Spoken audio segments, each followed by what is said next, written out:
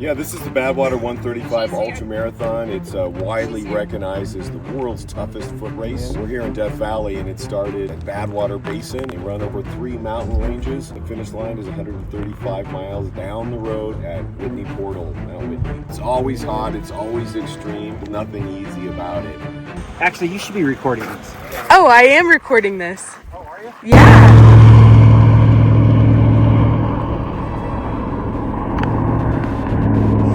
Oh, hello, everyone. My name is Deva, and yes, folks, you heard it right. This year, I had the honor of attending the infamous Badwater 135 Ultramarathon, the world's toughest foot race. And no, you guys, not to run it, but to join race director Chris Kostman and make a video about the experience. Testing 1, 2. So off I went with excitement, determination, enthusiasm, and no clue of what I was really getting into. But I knew I was going to witness an incredible story with so many questions running around my head like, what is this race? I can't conceptualize it. Who, what, when, where, why, how, what, who, where? But our story begins with where, which I would say was the middle of nowhere if it weren't for the small town of Lone Pine, California. Lone Pine is the cinematic backdrop for over 400 Western films. It's a very historic, charming, beautiful little mountain town. It's also known as the portal to Mount Whitney, the highest peak in the contiguous United States and the finish line for the Badwater 135. Lone Pine is also where I met up with the Badwater staff, comprising of a team of dedicated volunteers and race director himself, Chris Kostman. The purpose, passion, and intensity behind this race is by no means a coincidence. The tone is set by the race director. The rule of me is no side views. I immediately realized that this man's work ethic and capacity to care was contagious, because the metaphorical start line for Badwater staff began at Lone Pine High School, where we set up for the essential pre-race meeting and the crucial runner check-in. It took no time at all to realize that I was at a family reunion, except everybody was getting along and operating like a well-oiled machine.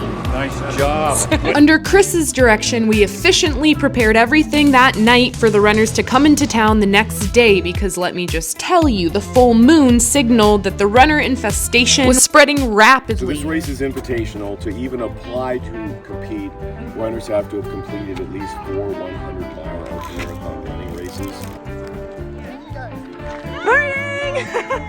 And just like that, it was the day before the race, and Lone Pine was absolutely vibrating. It reminded me of that energy from when you were a little kid, when it's your birthday the next day, or you know, Santa Claus is coming to town. So I went out and quite literally hit the town running, interviewing crews, first-time runners, Badwater veterans, legends of the game, people from all around the world. And of course, like a true journalist and professional, I chatted with some of the locals, pictured here. Everyone in town was floating on the same cloud of excitement and anticipation, and we all began to gather at Lone Pine High School for the runner check-in. After hours and hours of preparation, staff was ready for those runners and we took position. Mine was right next to Chris, where for the next 5 hours straight, non-stop, he greeted every single runner and their crew. For a man with such an intense and powerful presence, I was a little surprised by how wholesome and fun it all was. But you guys, the fun is only possible as long as everybody's on the same page about the strict rules and regulations in place that Chris went over at the pre-race meeting. Seeing everybody in one room together and Chris orchestrating everything made it very real, and I went to bed wondering what I was going to learn over the next 72 hours.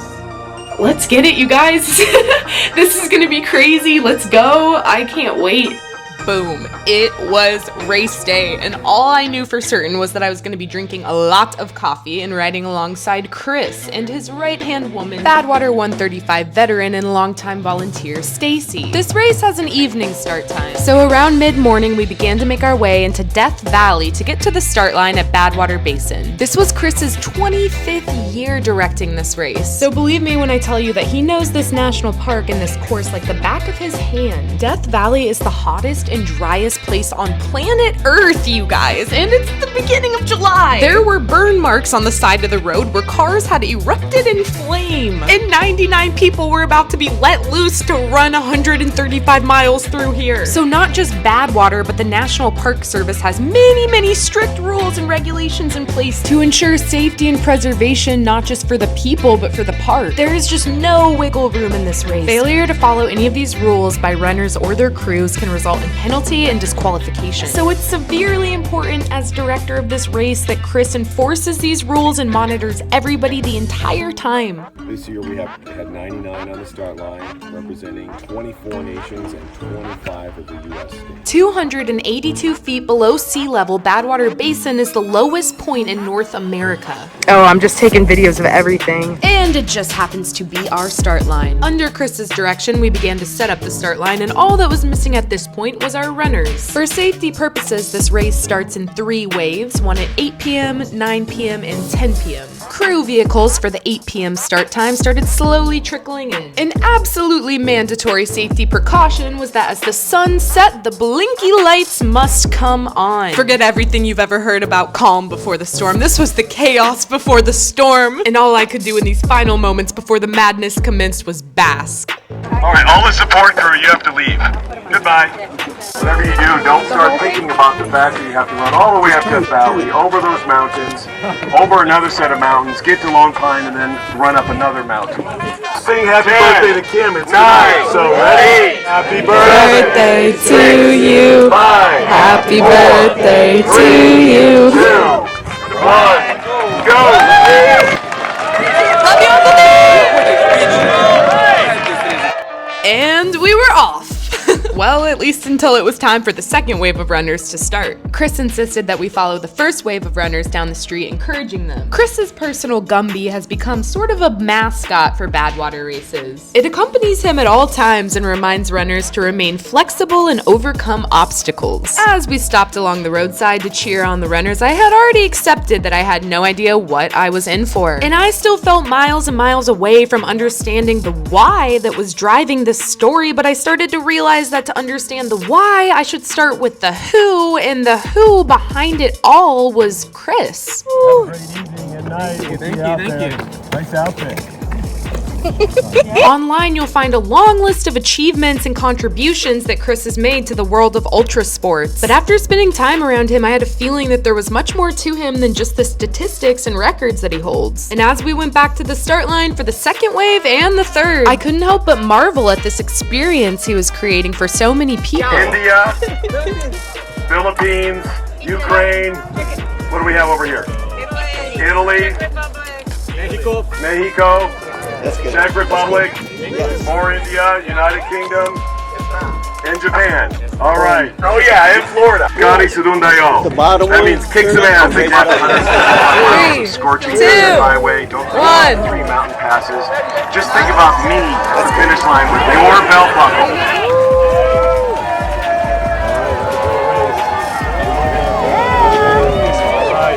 Yvonne and Adam. With all 99 on the course, the race was in full swing. There are 8 checkpoints along the course, where Badwater staff accounts for each runner as they pass by. So the rest of our night was going to be filled with answering walkie-talkie calls, policing the roads, bouncing between checkpoints, and literally anything else that anyone might need from Chris. Have a great night. All right. If this footage seems overwhelming or disorienting, it's because it was, you guys. The clock had just struck midnight here at checkpoint 1, and this race has a 48-hour cutoff time. Keep it up! In the desolate desert summer night, the blinking lights of the cars and the blinky lights of the runners were psychedelic. And even though they were our only source of light because the sun was not out, I cannot express to you guys how hot it was. The second you stepped out of the car, you could barely breathe. You were drenched in sweat. The heat was suffocating. I was chugging so much water and electrolytes, I was literally exhausted from drinking. And all I was doing was getting out of the car. But my racing heart wasn't just from the desert conditions and an overload of caffeine. Riding along with Chris and Stacy, I got an entire broadcast of the sports event. It was really exciting. Number 53 went through checkpoint 1, 5,300 hours, 20 minutes. It's kind of hard to describe the feeling of walking into bright fluorescent lights at 4 in the morning. But after these two lovely ladies at the Death Valley General Store wished me a good morning, I decided, you know what? It is, and I'm gonna make my first cup of morning coffee. Because after all, we had reached checkpoint 2, Stovepipe Wells. We're about 7 hours into the race at this point, and although the initial adrenaline had worn off, I think it's fair to say that I was starting to catch the flow of things. 68. Okay. Thank you. All right. Enjoy the mountain. Honestly, I was just so happy to be there. Cheers, you guys. Good morning. Yeah, the sun is coming up. It's a beautiful day. Yes. Stovepipe Wells had a touch of civilization with a gas station and a general store, so crews took full advantage, filling up their tanks, grabbing ice, food, drinks, you know, things that just don't come naturally in the desert. Being with Chris, like I said, we were hopping from checkpoint to checkpoint, and while he was constantly putting out fires, I realized that these checkpoints had me in as much awe as the beautiful landscapes around me. It's moving to see how the crews care for their runners. Scoop some in there. Here. The water jug is packed. Okay. Now you have to think about how these 99 runners are 99 individual teams, 99 individual plans, 99 individual systems dialed into a T. There is no task these crews would say no to. Pure chaos right now. We're talking different languages, cultures, ideals, and it was really touching to see Chris meet everybody with the same understanding, empathy, respect, and encouragement. And you guys, let me just emphasize again, this was non-stop. So after another cup of joe, I don't know if it was for my own benefit or his, that he asked me if I wanted some alone time for sunrise. Yeah, I think I'd like that. If that's not too much trouble. You guys, there is nothing that I love more than the sunrise. Good morning, guys. Good morning. And saying good morning to people. Good morning. Good morning. Good morning. Beautiful morning. Beautiful morning. You got this. You're amazing. Keep it going. You got this. You're amazing. Cheers. Keep it going. Cheers. Have a lovely day. Enjoy. Woo. Beautiful morning. You guys are about to be partying. Oh yeah. Good morning. You guys are partying. You can see the sun coming in. Keep it going. You're looking Yes, good. the sun is rising. You see that sunrise behind you? Tell me that looks fake. Tell me that does not look real. You're amazing. Miles to miles. I will be dying, if that makes sense. Oh yeah. Go run here. You got this. It's officially the morning of day 2. The runners have made it through the night. The sun is out. And she's not going away for a while. Back on the road with Chris and Stacy, the sun was out and the temperature was rising rapidly. It would literally and metaphorically reveal your shadows. There was nowhere to hide. It's fully exposed. Amazing. A race of this caliber with such extreme conditions sends runners into delusion, literally. I mean, these people are hallucinating. Good morning. Good morning. Morning, everyone. And I mean, it's not like crew or staff is getting any sleep either, but we're not running 135 miles nonstop. So really, you're just trying your hardest to keep morale high. It's been at least 13 to 14 hours since the race has begun, I would estimate. It has been at least 30 since I have slept last. But wouldn't you know it, I'm feeling more alive than ever. Looking good, guys. Keep it up. Ooh, good job. Keep it up. Great job, you guys. Keep it up. Thank you. Keep it going. Stay strong. Good job. Runners. Keep it up. Being around these crews and Chris made me realize that sometimes the way to get through something really hard is to focus on others, not yourself. It's that point of the race where I've lost all concept of time, running off pure vibes. I like this sign. I don't know. At this point in the game, sleep deprivation had certainly set in, and I think everybody was feeling the effects, including myself. Thank you, medic. I just want to say that being here makes me so proud to be human. For a race that was so long, there was somehow never enough time for everything that Chris had to do. It was constant, non-stop, one thing to the next. This is the back of his car with a Starlink and his laptop set up so that he could send out live updates in the middle of Death Valley, you guys, in the middle of the desert. I mean, it was really inspiring. Not for 1 second did he give himself any attention or regard. It was always about everybody else and making sure they were okay. I found that this theme of selflessness and service was underlying the entire race, from Chris to the staff, to the crews, to the runners. It was all about each other, not ourselves. And in a setting where you have to be moving ever forward from one thing to the next, whether you're a race director or a runner, staying present is key. Any finisher of this race will tell you that the conditions are so extreme you won't be able to tell where you end and the desert begins, and you'll lose yourself completely if you don't take it one step at a time. The next step for us was checkpoint 4, Panamint Springs. What are we if not a reflection of the company that we keep? And I was getting to witness Chris work with his team. So, Darwin won't have any times until I get up. Except it wasn't just some team that he had chosen and assembled. I was starting to learn that it was something much bigger than that. That's the coolest thing I've ever seen. Thank you for sharing that. Everybody here was here because they wanted to be, from the crews to the runners to the volunteers. This was a family. But I was still determined to figure out why and what was bringing all these people together. At this point, you guys, I was starting to hit a wall. I was tired. The silly delusion started sounding like somebody tuck me in. It was just another level of understanding how strong these people are. But as I was starting to crash, and right when I needed it most, we arrived at Darwin. Checkpoint number 5, ran by Scott. One year my wife said, "Can you get rid of that?" And I'm like, "Yeah, I get rid of that. You ask me straight up, that's not a problem." I brought it up to Darwin here. And before I left, you go 135 feet past that, and that's where he was buried. I would attempt to dig him up with that little bitty shovel. After about 6 hours, I found him. So I was on the wrong side of the road, so I missed it by like 60 feet. How to find where I'm burying him now? The hole is marked with 3 rocks in a triangle shape, and then I put 1 rock right in the middle. And you can't miss it. It's only about 60 or 100 feet past the sign. But it grows over every year, and like, if you were just walking by, you wouldn't think anything, but if you're looking for it, you're absolutely gonna know that it's there. That stands for no upper body strength. Oh, my heart. Reinvigorated, I was reminded that it is the people that make this race so special. The volunteers at Checkpoint 6 printed out each runner's name and number and cut them out individually. It's the thoughtful little things that give meaning. Run to the finish line. How's it going, Pete? Take it in there. It's hot. It's still hot out here and dry. Yep. And you've got over 100 miles in your legs. It's a beautiful day. Looking good. You'll be there in no time, Adam. That's right. Buenos dias.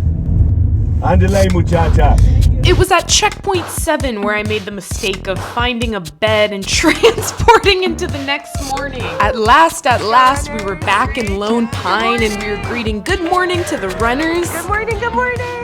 And even congratulating those who had already finished. Chris spends 24 hours straight at the finish line at Whitney Portal, still running off of no sleep since the start of the race. So after a few hours, bright-eyed and bushy-tailed, I made my way up there, stopping at the very last checkpoint. The finish of this race is quite literally an uphill battle. Checkpoint 8, Portal Road, marks the beginning of the end, the start of the switchbacks up the mountain that will lead to the finish line at Whitney Portal. I'm gonna just go ahead and repeat myself in case some of you didn't catch that. You guys, after running 131 miles, the finish was uphill switchbacks, not just an incline, switchbacks up Mount Whitney. This is the world's toughest foot race. Seeing so many fellow humans willingly put themselves through this much suffering, it was clear to me now that what they were working towards was the finish line, so I knew the reason behind why they were doing this had to be waiting up there.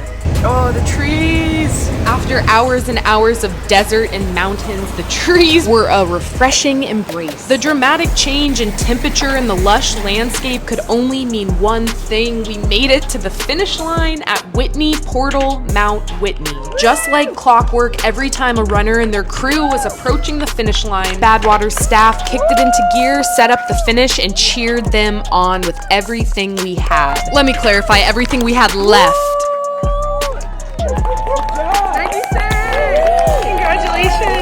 And yeah, if you had to know, I cried at just about every finish. You might assume that it was from lack of sleep, but you guys, the emotions were raw and flying. I was feeling quite victorious at the finish line myself, knowing that this had to be the why that finished this story. This had to be what I had been searching for. But as it turns out, it wasn't the finish line, but what happened right after that answered everything. Congratulations! Woo! Congratulations! Woo! Congratulations! This is the man. This is the reason. Suddenly it smacked me upside the head. I couldn't believe I hadn't seen it before. It wasn't about trying to find the meaning in your suffering, but to make the suffering mean something. Once I stopped trying to understand and define why, the truth was revealed. It was never about where they were going, what they were doing, or why, but it was who was coming with them, who was waiting to hug them at the finish line. And present for every finisher right alongside friends and family was Chris. You are a 2025 finisher of the Badwater 135. Then here's the buckle. Can I get a handshake for that? You can have whatever you want. Congratulations. We're already putting your t-shirt to good use. And on the back it says in Latin, let it be given to those most worthy, and you are absolutely worthy, so congratulations. Witnessing Chris interact with each finisher, there wasn't a single one who didn't give credit to the crew that got them there. There's this misconception that ultra running is a very individual sport, but at the end of the day, any of these runners will tell you that it takes a team. And nothing, not even our biggest achievements, will ever mean as much if we're alone. But don't just take my word for it. Here's somebody who's a bit more experienced. When you turn 80, think of other things to do, not this.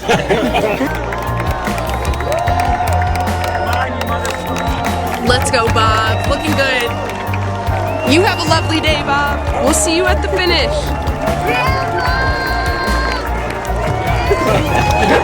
Yeah, I'll tell you what, to have this kind of a welcome is pretty overwhelming, really.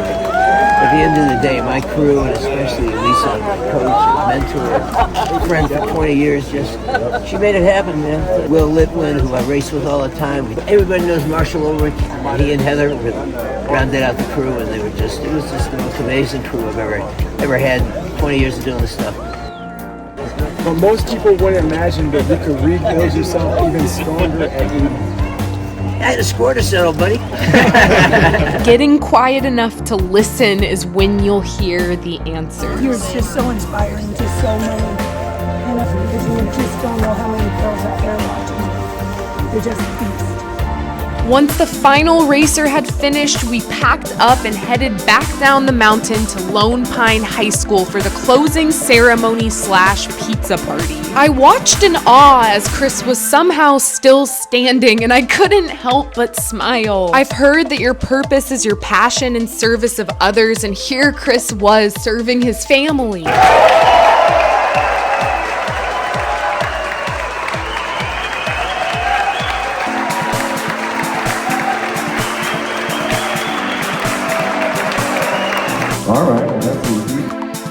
Chris, thank you for letting so many of us find our purpose, our why in the Badwater family.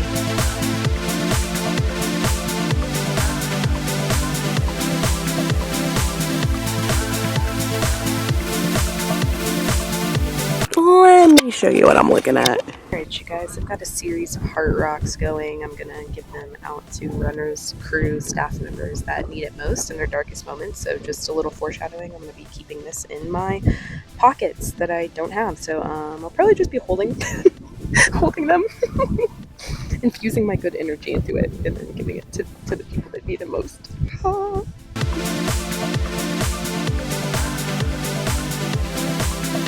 I just want to say I think this might be one of the coolest moments of my life.